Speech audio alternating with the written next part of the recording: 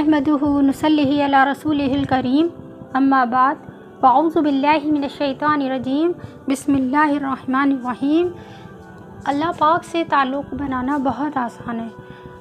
देखिए दुनियावी रिलेशन में हम कैसे चाहते हैं कि बड़े बड़े लोगों से हमारे ताल्लुकात बन जाए, टर्म्स बन जाएं जो बहुत इन्फ्लुएंशियल हैं, तो हमारा जो है मेरा भी सोसाइटी में काफ़ी ऑनर होगा और सब लोग सोचेंगे इनके बड़े बड़े लोगों से ताल्लुकात हैं।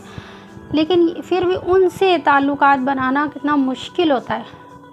फिर भी हम कोशिश करते हैं कि किसी तरह से उनसे ताल्लुकात अच्छे बन जाएं। बड़े जो बहुत बड़े लीडर हैं जैसे प्राइम मिनिस्टर हैं, अगर ऐसे हैं जो इस तरह के पॉलिटिकल लीडर्स वगैरह से ताल्लुकात बनाना, या कोई सेलिब्रिटीज़ हैं या कोई भी बड़ी शख्सियत हैं, उनसे ताल्लुकात बनाने के लिए कितना फ़ख्र में